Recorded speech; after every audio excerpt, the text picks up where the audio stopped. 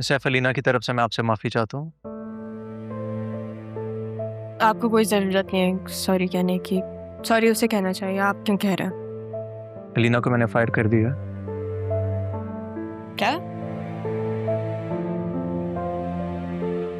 नहीं सर, आप प्लीज़ उसे फायर मत करें। मैं रिज़ाइन कर रही हूँ, शहबाज मेरा लेटर लेके आता ही होगा। सैफ ये सब क्या है? आप क्यों कर रही हैं ऐसे? मैं जानता हूँ अलीना ने आपके कैरेक्टर पे बात की थी और आपकी जगह कोई भी होता उसका यही रिएक्शन होता। आपसे पहले आने वाली तमाम लड़कियाँ शायद उनमें इतनी हिम्मत नहीं थी, या मैं भी शायद वो यही चीज़ मकसद से थी, इसलिए उनके जाने का मुझे कोई अफसोस भी नहीं है। लेकिन अगर आप जाएंगी तो मुझे अफसोस होगा, इसलिए मैं आपका ये रेजिग्नेशन लेटर एक्सेप्ट नहीं कर सकता। सर आप मेरा लेटर लेके फाड़ भी दें तब भी मुझे यहाँ से जाने से कोई भी नहीं रोक सकता। ठीक है, तो फिर मैं रब नवाज से पहले R&B के तमाम शेयर्स खरीद लेता हूँ। खरीद लें, आप खरीद रहे हैं तो मुझे कोई मसला नहीं है, बस किसी और को मत खरीदने दें। आखिर क्या लगाव है आपका इस कंपनी के साथ? आप तो वहाँ जस्ट एक इंटर्न थी। मेरे नाना जान की कंपनी है वो। R&B ग्रुप में जो R है वो मैं हूँ, राहा। वो आपके नाना है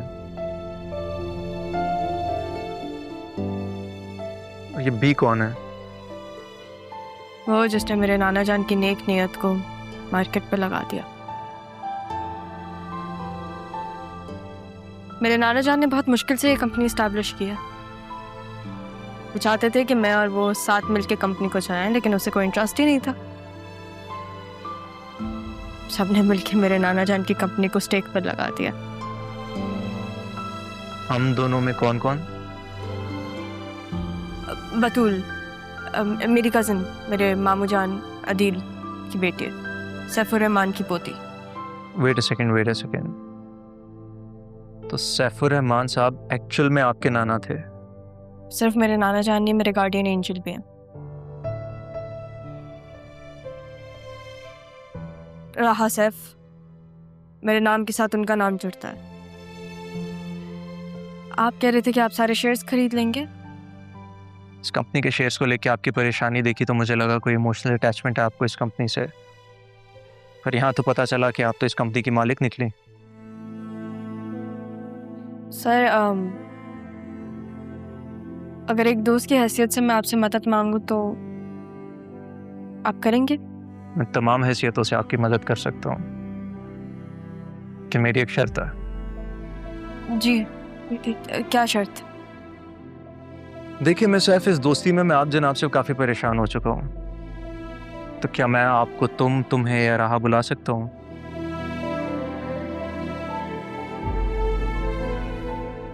बिल्कुल। परफेक्ट। चलो अब तुम मुझे बताओ इस कंपनी के बारे में जो जो तुम्हें पता है।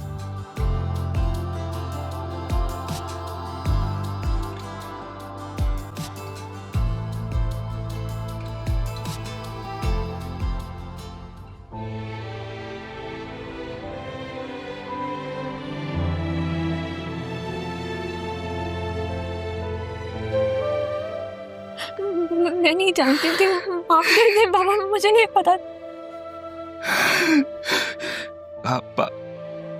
पापा के पास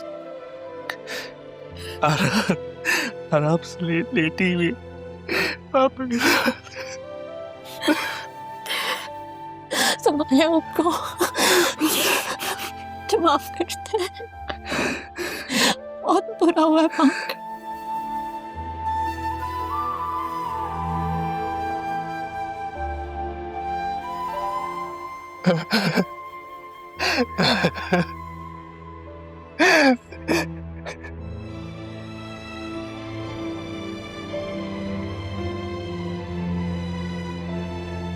काश तुम्हारी माँ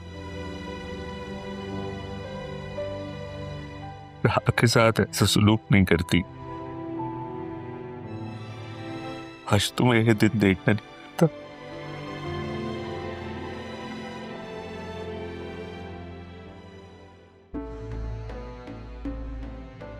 मुझ पर हाथ उठाया है उस तारा की वजह से, मरकर भी नहीं छोड़ूंगी। यकीनन ये सारी बकवास राहा ने की होगी। तारा खुद चली गई तो राहा को क्यों छोड़ गई? ले जाती इसे भी। बड़ी किस्मत वाली है ये, पहले भी बच गई थी। खालदा, जी बेगम साहिबा। तुम जानती हो राहा कहाँ है? नहीं बेगम साहिबा, मैं तो जब से यहाँ आई हूँ मैंने एक बार भी नहीं देखा कि राहा बीबी यहाँ आई हो। तो तुम ये नहीं जानती कि तारा की डेथ हो गई है? क्या? ये कब हुआ?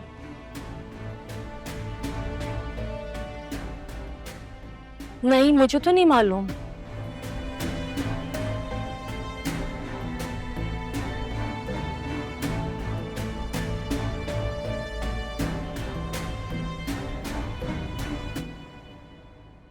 मैं आप ही को कंधा भी नहीं दे सका।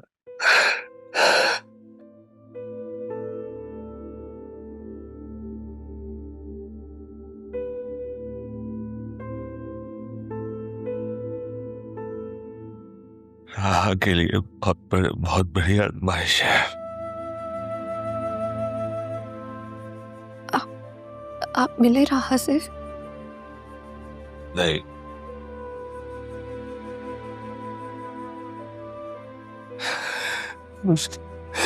मेरे लिए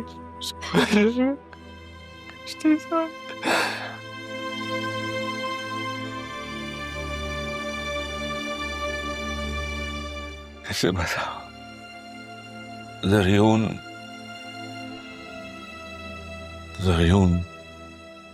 पहले से शादीशुदा है।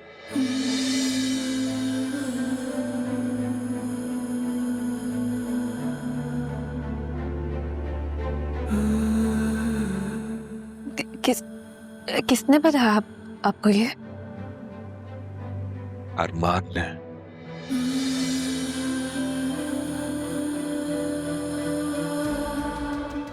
उसकी बीवी यहीं रहती है। धोखा दिया है उन्होंने हमें। ज़रियून ने फ्रॉड किया है तुम्हारे साथ। दोनों बाप बेटे झूठे मक्कार फ्रॉडी हैं।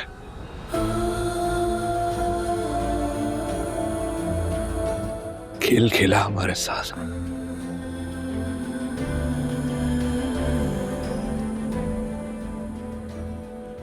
अब मिलेगा तो पूछूंगा मैं उससे।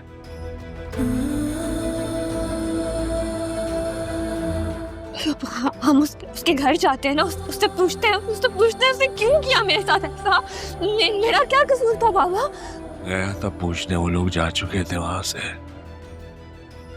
वो मक्कार 1 साल से पाकिस्तान में रह रहा था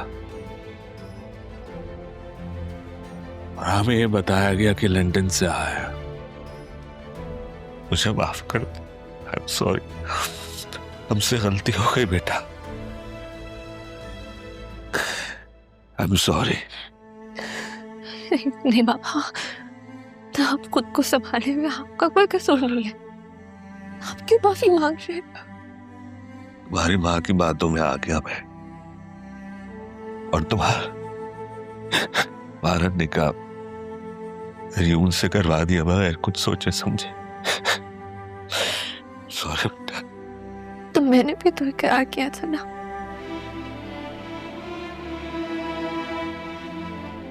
अब छोड़े उन सब बातों को, बस आपको मामा पे इस तरह से हाथ नहीं उठाना चाहिए था। पता नहीं क्या क्या और छुपाया हुआ है आसिया ने। पता नहीं कौन से राज है जो खुलेंगे अभी।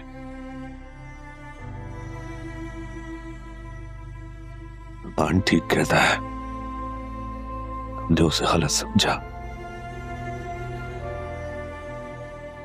आसिया के जहन में बस एक ही चीज सवार थी, तुम्हारा निकाह ज़रियून से करवाना, और उसने करवा दिया बस। क्योंकि उन्हें लगता था कि मैं ज़रियून को पसंद करती हूँ। तब राह नहीं आई तो उन्हें मौका मिल गया। तो सबसे सिर्फ उनका कसूर तो नहीं है ना, तो आप उन्हें सजा क्यों दे रहे हैं पापा? कसूरवार तो मैं भी हुई ना, तब मुझे भी मारे पापा, मुझ पर भी आप बतूल, बतूल बेटा,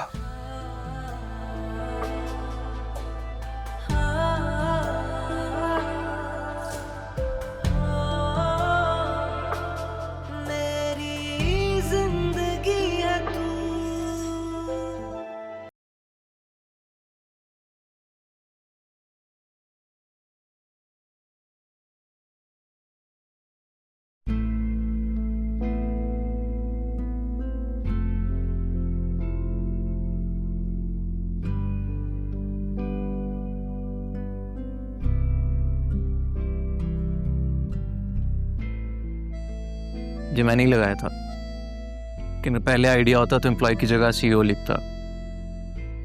जिस तरह से कॉन्फिडेंटली आपने अपना बिजनेस संभाला है, दैट्स कमेंडेबल। मेरे नाना जान का बिजनेस, इसमें मेरा कुछ नहीं है। वैसे सब कुछ आपका ही है, नजर उठा के तो देखें।